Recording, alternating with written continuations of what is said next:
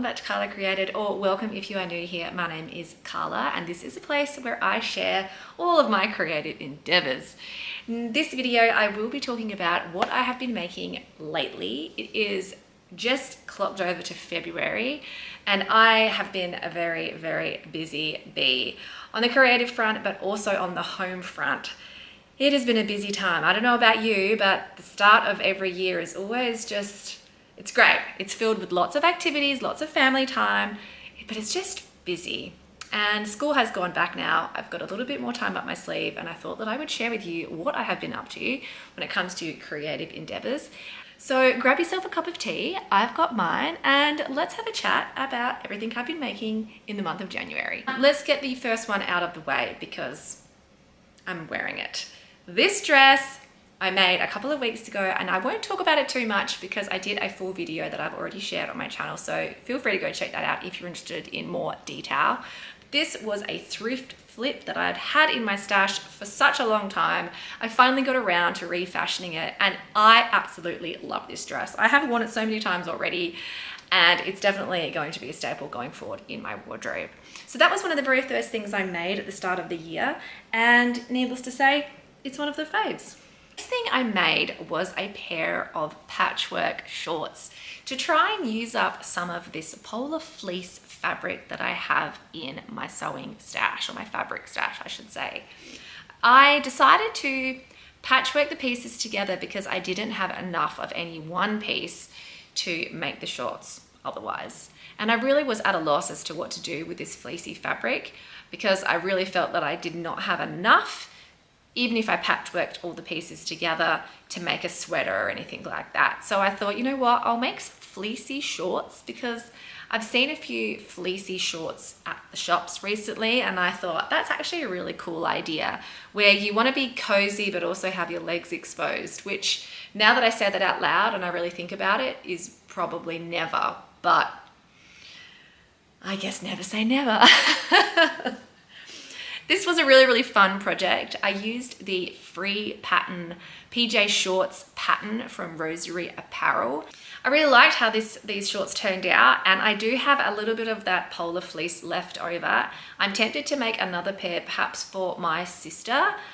I have asked my daughter if she would like a pair, to which she said no because she's getting to the age where everything that I make is definitely not cool enough for her anymore. But we will see. If you have any ideas as to what else I can do with the polar fleece, let me know because it's taking up a lot of room in my fabric stash and I would really like to turn it into something and get it out of the way so that I can use that space for more fabric. I may as well share the next project that I made, which was another pair of shorts using the same Rosery Apparel pattern. I had this old grey nightie in my to be refashioned stash. So I decided to cut this nightgown apart, use the fabric to make another pair of Rosery Apparel PJ shorts. And I went as far as to unpick all of the decorative lace detail that was around the neckline and armholes of the nightie to use on the bottom hem of the shorts. They are so cute. And I'm so happy I made these because it means that I can finally retire the patchwork version of these shorts that I made many years ago that have definitely seen better days. Where things took a bit of a slight deviation. I have had this in my printer drawer for a decade and it's always been in the back of my mind to make some Karla Created labels, which I can iron onto things or sew onto things. So that is exactly what I did. Let me show you how the labels turned out. I am in love. So I printed them and ironed them on these scraps of cotton. And aren't they awesome? I'm so stoked. This one says, I'd rather be craftin', which I'm thinking, I don't know, whether I'm going to stitch them on the inside of some garments as like the clothing labels, or whether I'll put them on the front of t-shirts, I'm not sure. I did actually have another one, which I'll show here, that I ironed straight onto a t-shirt. It didn't turn out that great, but I still kind of like it because it has a bit of a sort of vintage vibe given the iron-on transfer didn't work particularly well. But that one's really cool because it says powered by tea and sewing, which is pretty much what I'm powered by. Really fun project and a great way to use up a page of this stuff, which I think I have a little bit left. Do I?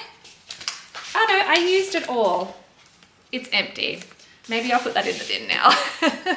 I decided to pick up a new crochet project and make these adorable flower coasters with some scrap cotton yarn that I already had in my stash.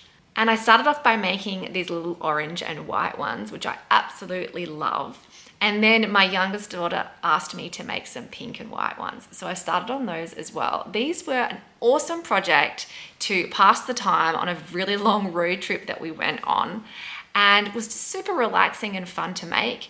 I followed a tutorial that I found online. I'm not sure if I saved the link.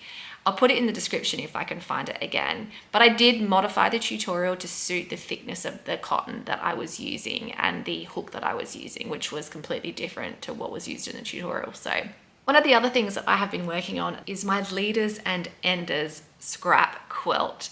Now, last year I went through and I organized all of my scraps. I'll put the video in here for you if you want to go and check it out, and I'll link it in the description as well if you're interested.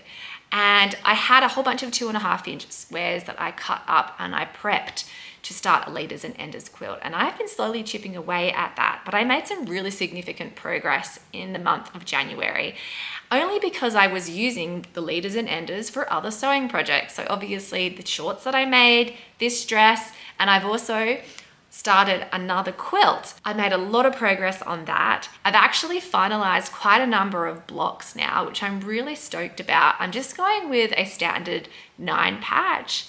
And I was thinking about whether I should have put more thought into the color value rather than just picking patterns and solids, because I have a mixture now of light colored solids, light colored pattern fabric in with darker color solids and darker colored pattern fabric. I think it's gonna be fine.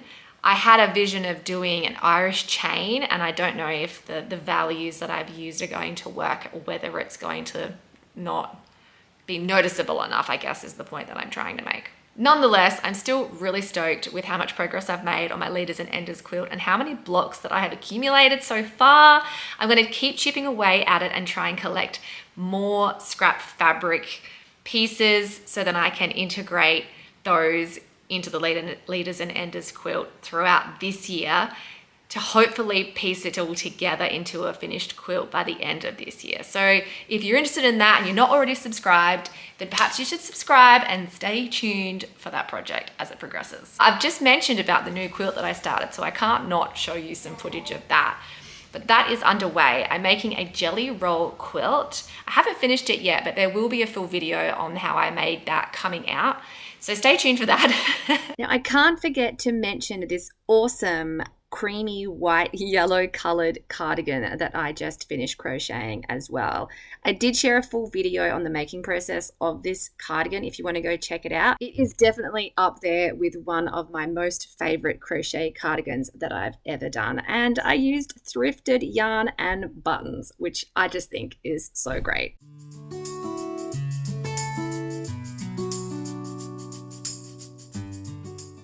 And the very last project that I want to share is a really, really quick upcycle, refashion, I guess you could call it, of my daughter's school pencil case. I know, random, super random. So last week I was prepping for the start of school and I washed her pencil case, and she was wanting a new pencil case because she had got permanent marker all over her existing pencil case, and she had also ripped a hole in it. And I said to her, that's okay, how about we try and refashion your existing pencil case to make it a little bit prettier so that you can keep using it and save it going to landfill or buying a new one when you don't really need one. So that's exactly what we did. It was also a great way to use up these patches that I have had in my stash for, I can't even tell you how long, years, decades, I don't know. But once again, I acquired these somehow. I'm pretty sure they were given to me. And I knew that I probably wasn't going to use them in any other project. So this was my chance. So I essentially just glued them on with fabric glue, and it's turned out really, really cute. Here is the final product, and you can see here that I have covered the tear here. I've also covered the texture marks, and then she had drawn texture marks on the little fox, and I just tweaked them up with a better black marker so they weren't so like fuzzy and worn.